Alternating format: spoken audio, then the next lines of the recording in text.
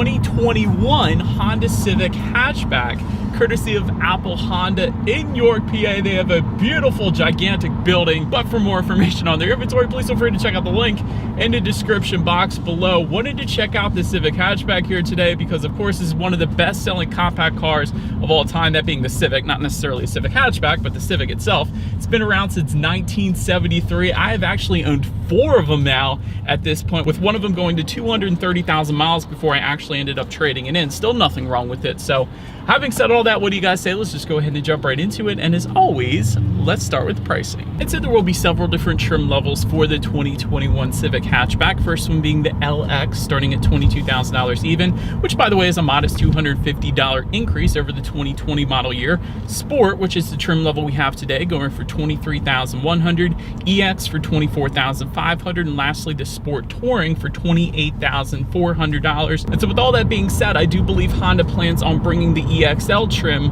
to the 2021 model year as well. However, it's just not out quite yet. It will be available more than likely at a later date. But regardless of trim level that you go with, the power plant on the Civic hatchback is going to be the same. Powering this little beast is going to be a 1.5 liter turbocharged inline 4-cylinder, putting out 174 horsepower at 6,000 RPM, or 180 horsepower if you go with the sport trim level that we have today. Then 162 pound-feet of torque available from the power band of 1,700 to 5,500 RPM. Again, 177 pound-feet of torque if you were to go with the 6-speed manual of the sport trim level. Power is going to be sent to the front wheels through a 6-speed manual, like I was saying, or a CVT, which is the one we have today. And by the way, the CVT does come with paddle shifters as well. 0 to 60 time comes in at approximately 7 seconds flat. Redline is going to come in at 6,600 RPM, top speed 131 miles per hour, with MPG numbers coming in at 29 city, 37 highway for the 6-speed sport,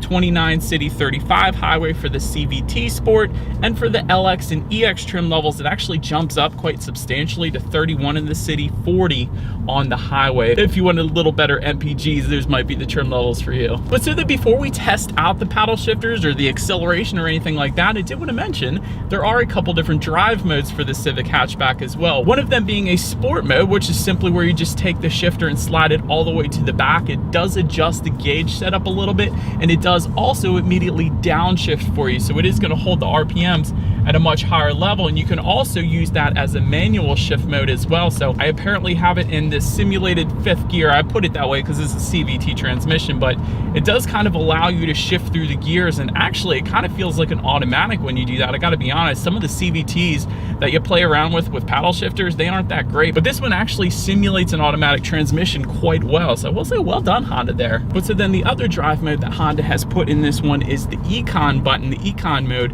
And so when you press that, it is going to adjust the throttle response, the shift points, and also the climate control settings, meaning it's going to dial back the AC perhaps on a hot day to give you a little better MPGs there. And that's essentially what that Econ button is for. I remember driving to work back in the day on my Civics, using that Econ button on the highway and getting like 50 miles per gallon, like 10 miles per gallon more than what it was estimated out, just because I had that Econ button selected. So it is quite substantial, the difference that it makes when it is selected. I did want to mention that to you guys. But so now, having mentioned that, what do you guys say? Let's just go ahead and find a straightaway. I want to do a quick little acceleration test here. I'm going to push the shifter all the way to the back, giving me that sport mode, and let's see how quickly we can get this new 2021 Honda Civic hatchback here up to speed. All right, let's do it from a standstill actually in 3, 2, 1, off we go. Little turbo lag.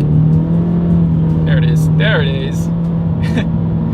All right, yep, there we go. Definitely gets up to speed. Once you get a little higher in the RPMs, there's ever so slight turbo lag at the very beginning when it comes to that acceleration, but then once you get up there, it really starts going. So definitely no issues with merging onto the highway in the Civic hatchback, I will say that. But to go along with that acceleration, as always, braking is equally important, and so you will find 11.1-inch ventilated front discs in the back, 10.2-inch solid rear discs, and something that Honda always does very, very well in their vehicles is the braking. Here's why. 60 to 0 stopping distance on the Civic hatchback comes in at 111 feet, which quite honestly is brilliant. A lot of vehicles out there will come in at 120s, some even 130s. The Volkswagen Atlas does it in 139 feet, so 111 feet it's absolutely amazing. And when it comes to braking feel, it definitely stops very quickly. No issues with the braking feel. There's no brake pedal delay or anything like that. So love the braking on the Civic hatchback, I will say that. Then touching on suspension and handling, up front you will find a McPherson strut front suspension. In the back, independent multi-link rear suspension, front and rear stabilizer bars. As far as ride quality goes, this is pretty much as expected. It's pretty much as you would expect a Civic to be, I guess you could say. This is a compact car. It's not the firmest ride I've ever felt, so again, that's a good thing. But it's definitely not the smoothest either, so it's pretty much as expected for this one. As far as the steering feel goes, that one is actually, it tends to lean a little bit on the heavier side, which I love in a car like the Civic hatchback, especially a sport trim level. A lot of times compact cars will give you that loosey-goosey steering feel, but with the Civic hatchback, you do not have that. So it does kind of have that sportier nature to it because of that. So I love that. And touching on cabin noise, it actually is kind of quiet in here. I will say that there isn't a whole lot of exterior road noise coming into the cabin. Wind noise is quite subdued as well. So overall cabin noise is kind of above average for a compact car. I did want to mention that as well.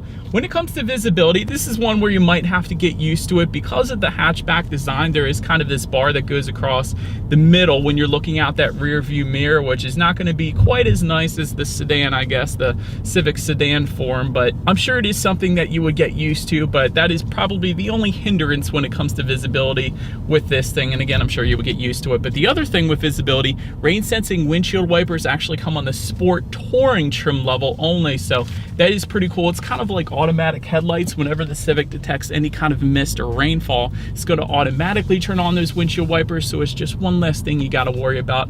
Better assisting with visibility once again. But that about rounds out the performance segment of this review, you guys. Let's now go ahead and take a look at the exterior of this brand new 2021 Honda Civic hatchback.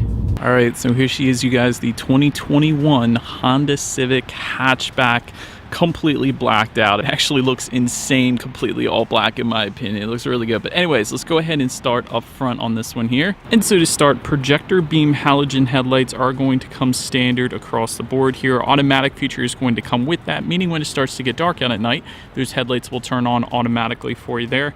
LED daytime running lights also coming standard for all trims. Then if you were to go with the sport trim level and up, that is going to add fog lights down below. You guys can see that. LED automatic headlights is going to come with the Sport Touring trim level only. That is the only exception to those projector headlights. So you do get LEDs if you go with that trim.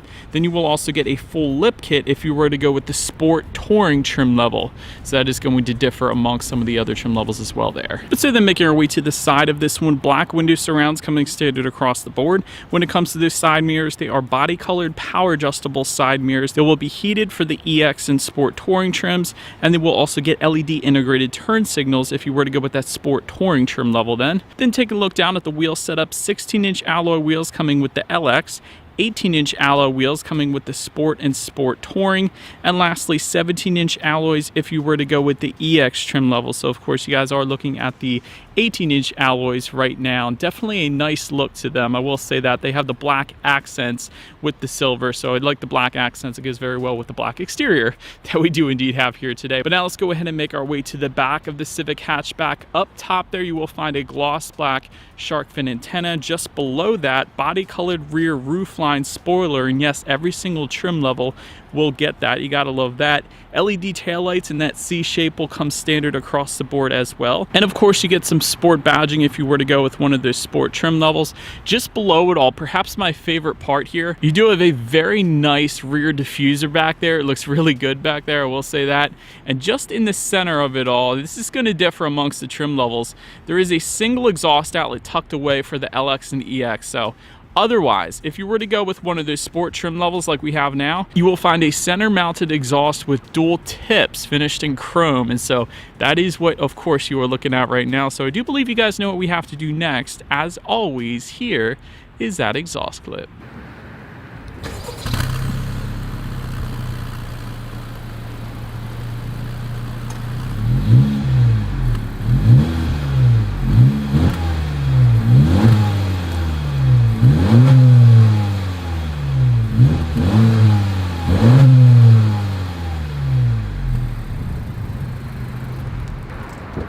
And so, but now since we are around back of the Civic hatchback, when it comes to opening that rear hatch, there actually is a button on the key fob. It's probably the easiest way. It's also a button on the hatch itself, but once opened up, cargo capacity comes in at 25.7 cubic feet.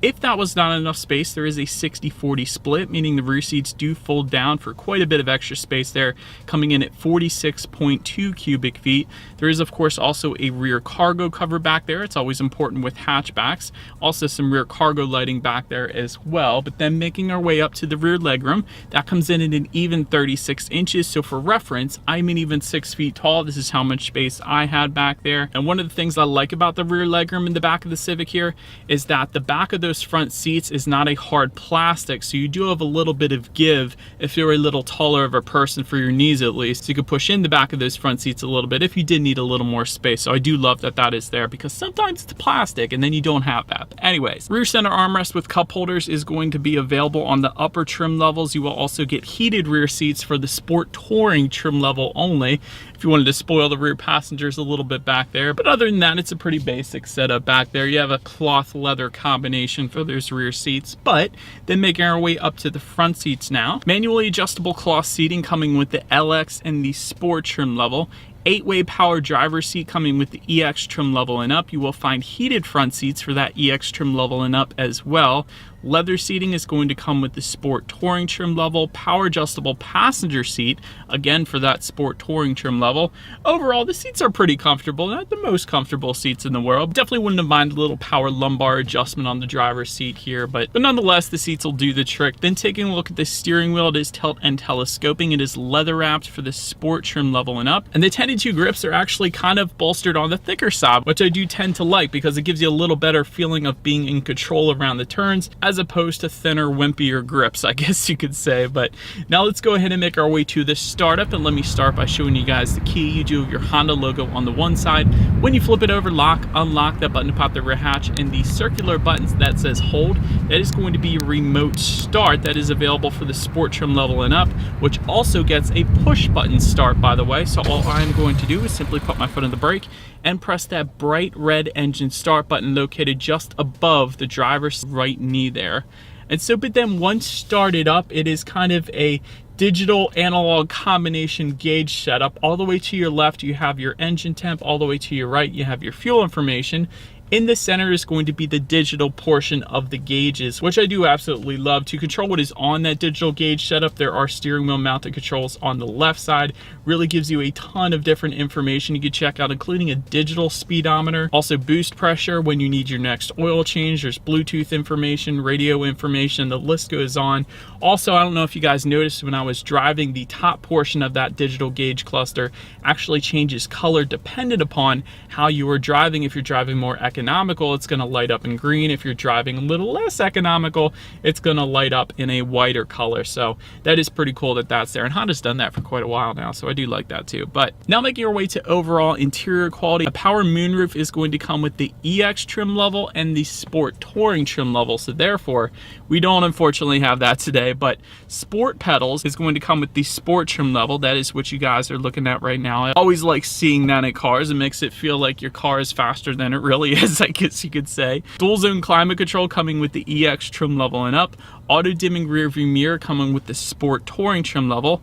Homelink controls, once again for that Sport Touring trim level only. Just above the passenger side glove box, you have a nice plastic design, although it is a nice design, I will say that. It's kind of a texturized black finish there. You have some black stitching above that glove box as well.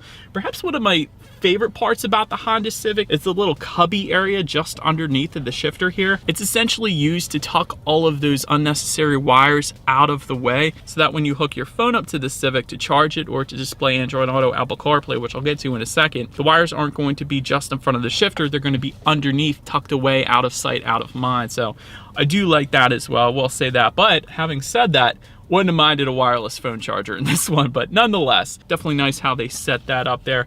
Electromechanical parking brake is going to be located just behind the shifter, as well as dual cup holders, and of course you have a little bit of cubby space just underneath the center armrest as well. But so now let's make our way to the tech display on the Civic hatchback. 5-inch color LCD screen coming with the LX trim level only. Every other trim level is going to bump that up to a 7-inch color touchscreen display. this is the one that you're going to want to get because you get Bluetooth audio streaming and Android Auto, Apple CarPlay. That's the important one because that does not come on the LX trim level. And so with that, if you have a smartphone, simply hook it up to the Civic hatchback. Therefore, you have free navigation displayed up on that text screen. So that is really the big benefit there. You can also like and dislike your Pandora songs. There's a couple other compatible apps as well. Factory navigation system is going to come with the Sport Touring trim level only, although these days, again, you really don't need it as long as you have a smartphone. You can also check out your radio information as expected up there as well. And by the way, the sound systems do differ quite substantially depending upon the trim level that you go with. For example, the LX trim gives you 4 speakers and 160 watts. Sport and EX trim levels, like we have today, give you 8 speakers and 180 watts. Then lastly, the Sport Touring is going to give you a 12 speaker sound system with 540 watts. It is a substantial difference there. And that one also comes with the subwoofer as well. But having said that, again, we got the 8 speaker sound system here today. So what do you say? Let's go ahead and turn on the radio, see what we got playing this morning, and let's test out the clarity of this one.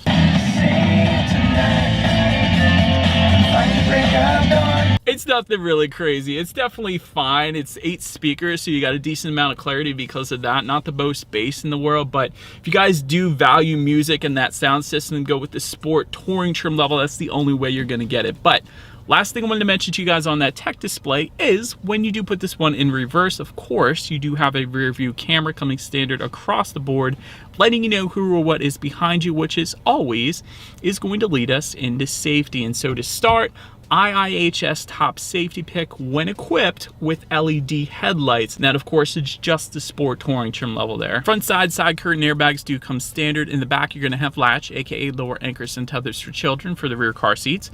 Rear child door locks back there, tire pressure monitoring system. It's all pretty basic stuff at this point, but of course, you do have Honda sensing coming standard across the board as well. And so that is going to include a collision mitigation braking system, road departure mitigation system, adaptive cruise control, lane keep assist, forward collision warning, and lane departure warning as well. In addition to that, all trim levels also give you automatic high beams as well. That's a pretty cool feature. That means when you have your high beams on at night and a car starts to approach you in the opposite direction, the car is going to automatically dim those high beams or put it back to normal. So you don't have to worry about going back and forth constantly, and then it puts it back onto high beams again. So it's a pretty cool feature. It's a automatic thing there for you. Honda Lane Watch is going to come with the EX and the Sport Touring trim levels. I think you guys probably know what that is already. But so overall, when it comes to my final thoughts here of the Honda Civic hatchback, it is a top safety pick when equipped with the LED headlights, although a lot of vehicles these days are giving you LED headlights coming standard even on the bottom trim level. So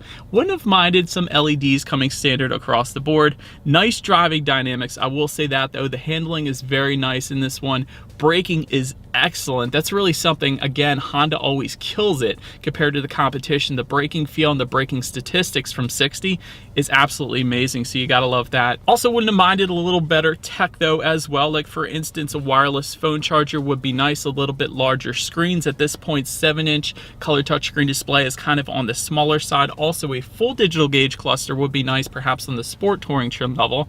Now that the 2021 Elantra is coming out, it's going to have those kind of things. But overall, I would say this one is a solid pick if you are into having fun on the back roads, because it does have very good handling, has a very good acceleration as well actually for its class, and the braking is definitely on point there as well. So that's my final thoughts. Let me know what you guys